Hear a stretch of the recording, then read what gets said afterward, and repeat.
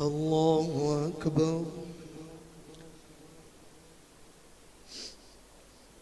الحمد لله رب العالمين الرحمن الرحيم مالك يوم الدين إياك نعبد وإياك نستعين اهدنا الصراط المستقيم صراط الذين أنعمت عليهم غير المغضوب عليهم ولا الضالين. وإلى مدين أخاهم شعيبا قال يا قوم اعبدوا الله ما لكم من إله غيره ولا تنقصوا المكيال والميزان إني أراكم بخير وإني أخاف عليكم عذاب يوم محيط. ويا قوم أوفوا المكيال والميزان بالقسط ولا تبخسوا الناس أشياءهم ولا تعثوا في الأرض مفسدين بقية الله خير لكم إن كنتم مؤمنين وما أنا عليكم بحفيظ. قالوا يا شعيب وصلاتك تأمرك أن نترك ما يعبد آباؤنا أو أن نفعل في أموالنا ما نشاء إنك لأنت الحليم الرشيد. قال يا قوم أرأيتم إن كنت على بينة من ربي ورزقني منه رزقا حسنا وما أريد أن أخالفكم إلى ما أنهاكم عنه إن أريد إلا الإصلاح ما استطعت وما توفيقي إلا بالله عليه توكلت وإليه أنيب.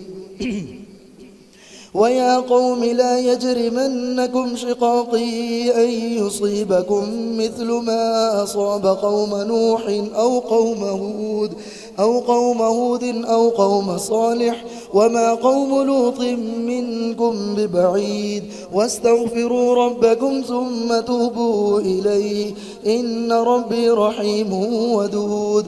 قالوا يا شعيب ما نفقه كثيرا مما تقول وإنا لنراك فينا ضعيفا ولولا رهطك لرجمناك وما أنت علينا بعزيز.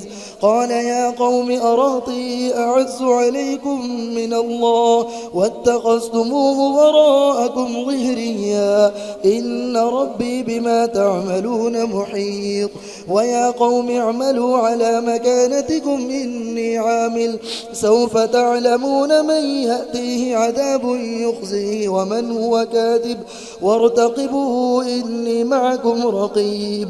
ولما جاء أمرنا نجينا شعيبا والذين آمنوا معه برحمة منا وأخذت الذين ظلموا الصيحة فأصبحوا في ديارهم جاثمين كأن لم يغنوا فيها ألا بعدا لمدين كما بعدت ثمود. ولقد أرسلنا موسى بآياتنا وسلطان مبين إلى فرعون وملئه فاتبعوا أمر فرعون وما أمر فرعون برشيد يقدم قومه يوم القيامة فأوردهم النار وبئس الورد المورود. وأتبعوا في هذه لعنة ويوم القيامة بئس الرفد المرفود. ذلك من أنباء القرى نقصه عليك منها قائم وحصيد. وما ظلمناهم ولكن ظلموا أنفسهم فما أغنت عنهم آلهتهم التي يدعون من دون الله من شيء لما جاء أمر ربك وما زادوهم غير تتبيب. وكذلك أخذ ربك إذا أخذ القرى فهي ظالمة إن أخذه أليم شديد. إن في ذلك لآية لمن خاف عذاب الآخرة ذلك يوم مجموع له الناس وذلك يوم مشهود وما نؤخره إلا لأجل معدود. يوم يأتي لا تكلم نفس إلا بإذنه فمنهم شقي وسعيد. فأما الذين شقوا ففي النار لهم فيها زفير وشهيق خالدين فيها ما دامت السماوات والأرض إلا ما شاء ربك إن ربك فعال لما يريد. وأما الذين سعدوا ففي الجنة خالدين فيها ما دامت السماوات والأرض إلا ما شاء ربك عطاء غير مجزوز. فلا تك في مرية مما يعبد هؤلاء ما يعبدون إلا كما يعبد آباؤهم من قبل وإنا لموفوهم نصيبا غير منقوص. ولقد آتينا موسى الكتاب فاختلف فيه ولولا كلمة سبقت من ربك لقضي بينهم وإنهم لفي شك منه مريب. وإن كلا لما ليوفينهم ربك أعمالهم إنه بما يعملون خبير. فاستقم كما أمرت ومن تاب معك ولا تطغوا إنه بما تعملون بصير. ولا تركنوا إلى الذين ظلموا فتمسكم النار وما لكم من دون الله من أولياء ثم لا تنصرون.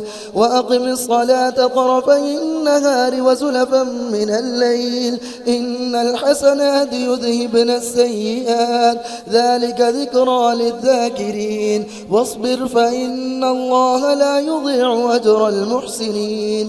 فلولا كان من القرون من قبلكم أولو بقية ينهون عن الفساد في الأرض إلا قليلا ممن أنجينا منهم واتبع الذين ظلموا ما أترفوا فيه وكانوا مجرمين. وما كان ربك ليهلك القرى بظلم وأهلها مصلحون. ولو شاء ربك لجعل الناس أمة واحدة ولا يزالون مختلفين إلا من رحم ربك ولذلك خلقهم وتمت كلمة ربك لأملأن جهنم من الجنة والناس أجمعين. وكلا نقص عليك من أنباء الرسل ما نثبت به فؤادك وجاءك في هذه الحق وموعظة وذكرى للمؤمنين. وقل للذين لا يؤمنون اعملوا على مكانتكم إنا عاملون فانتظروا إنا منتظرون. ولله غيب السماوات والأرض وإليه يرجع الأمر كله فاعبده وتوكل عليه وما ربك بغافل عما تعملون. بسم الله الرحمن الرحيم ألف لام را تلك آيات الكتاب المبين إنا أنزلناه قرآنا عربيا لعلكم تعقلون. نحن نقص عليك أحسن القصص بما أوحينا إليك هذا القرآن وإن كنت من قبله لمن الغافلين. إذ قال يوسف لأبيه يا أبت إني رأيت 11 كوكبا والشمس والقمر رأيتهم لي ساجدين. قال يا بني لا تقصص رؤياك على إخوتك فيكيدوا لك كيدا إن الشيطان للإنسان عدو مبين. وكذلك يجتبيك ربك ويعلمك من تأويل الأحاديث ويتم نعمته عليك وعلى آل يعقوب كما أتمها على أبويك من قبل إبراهيم وإسحاق إن ربك عليم حكيم.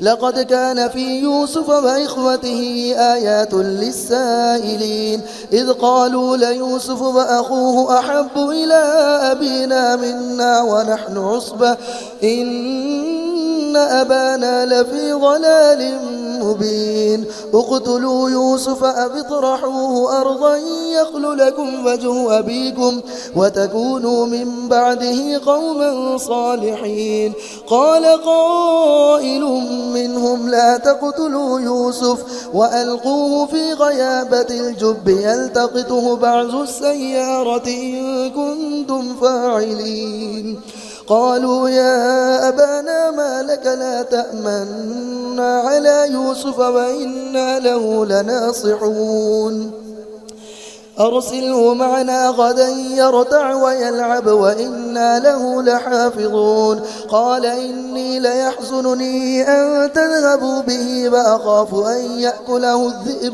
وأنتم عنه غافلون قالوا لئن أكله الذئب ونحن عصبة إنا إذا لخاسرون فلما ذهبوا به وأجمعوا أن يجعلوه في غيابة الجب وأوحينا إليه لتنبئنهم بأمرهم هذا وهم لا يشعرون وجاءوا أباهم عشاء يبكون قالوا يا أبانا إنا ذهبنا نستبق وتركنا يوسف عند متاعنا فأكله الذئب وما أنت بمؤمن لنا ولو كنا صادقين وجاءوا على قميصه بدم كذب قال بل سولت لكم أنفسكم أمرا فصبر جميل والله المستعان على ما تصفون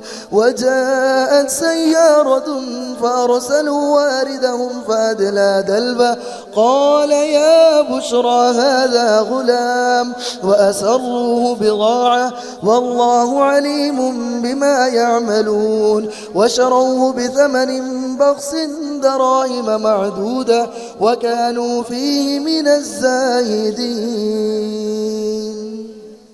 الله أكبر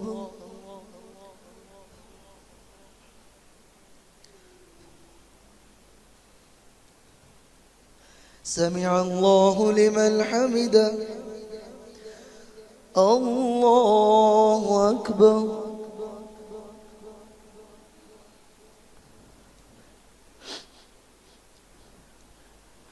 الله أكبر الله أكبر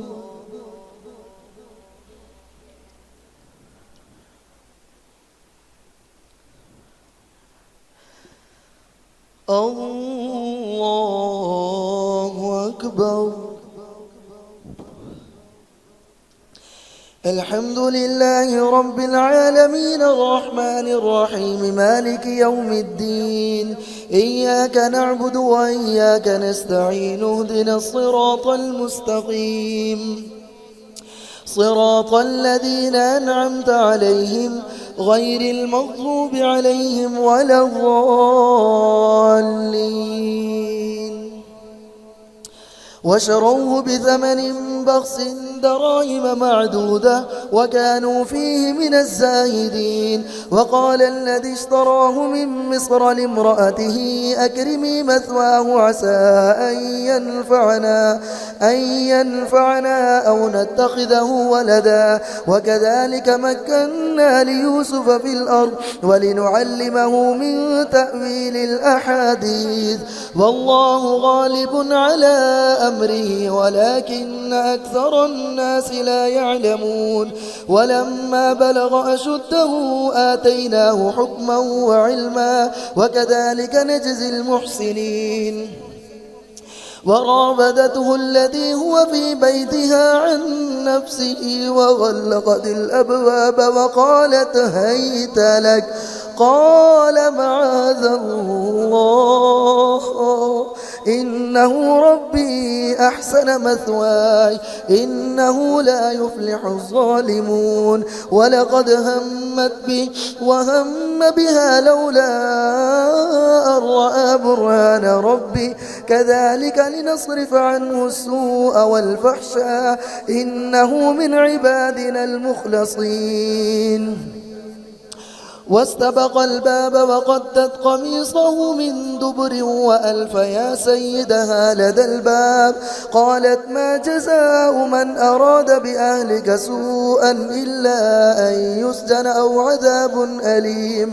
قال هي راودتني عن نفسي وشهد شاهد من أهلها إن كان قميصه قد من قبل فصدقت وهو من الكاذبين وإن كان قميصه قد من دبر فكذبت وهو من الصادقين.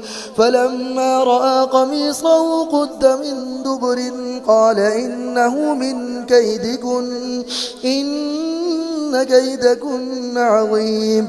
يوسف أعرض عن هذا واستغفري لذنبك إنك كنت من الخاطئين.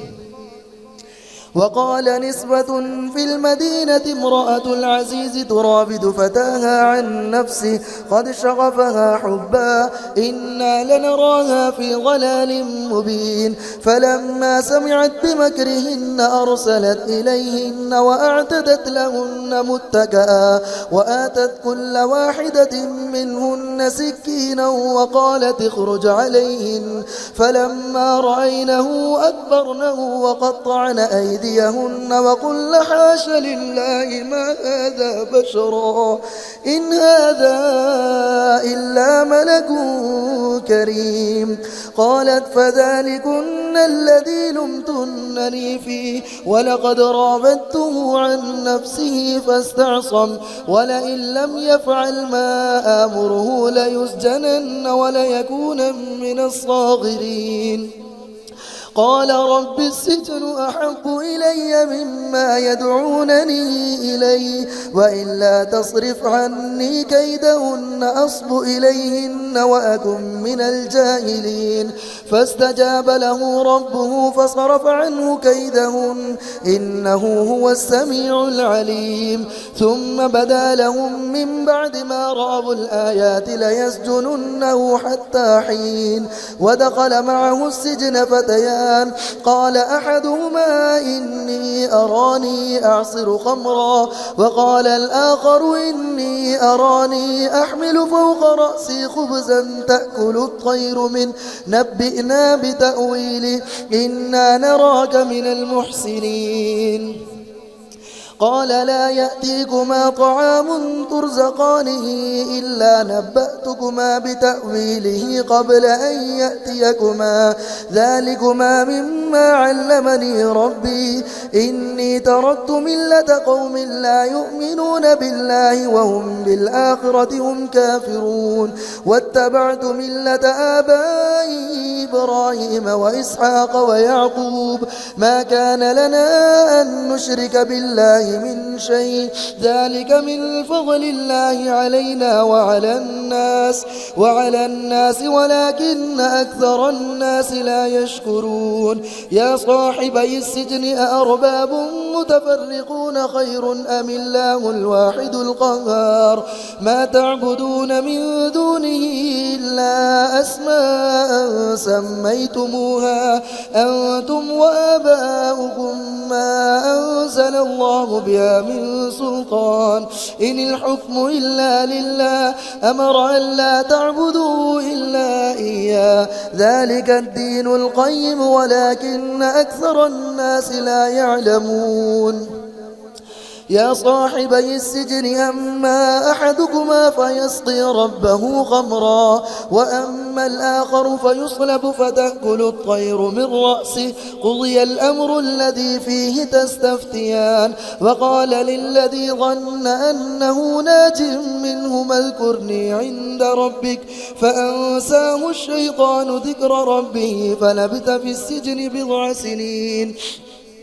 وقال الملك إني أرى 7 بقرات سمان يأكلهن 7 عجاف و7 سنبلات خضر وأخر يابسات يا أيها الملأ أفتوني في رؤياي إن كنتم للرؤيا تعبرون قالوا أضغاث أحلام وما نحن بتأويل الأحلام بعالمين وقال الذي نجا منهما وادكر بعد أمة أنا أنبئكم بتأويله فأرسلون يوسف أيها الصديق أفتنا في 7 بقرات سمان يأكلهن 7 عجاف و7 سنبلات خضر وأخر يابسات لعلي أرجع إلى الناس لعلهم يعلمون قال تزرعون 7 سنين دأبا فما حصدتم فذروه في سنبله إلا قليلا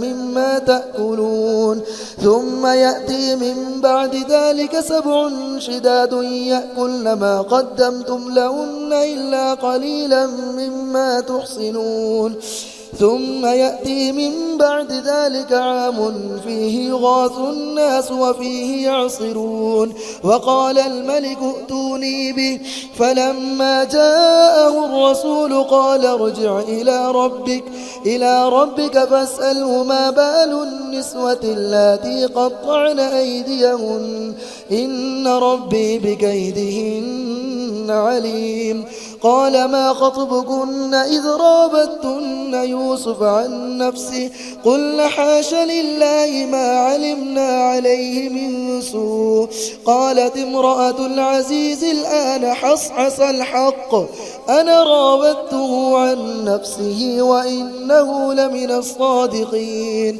ذلك ليعلم أني لم أخنه بالغيب وأن الله لا يهدي كيد الخائنين. الله أكبر.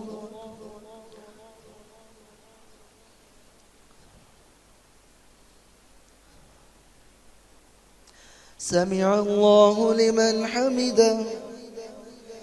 الله أكبر.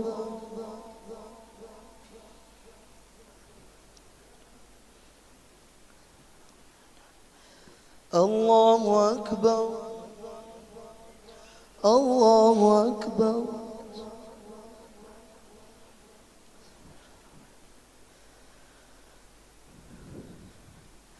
الله أكبر.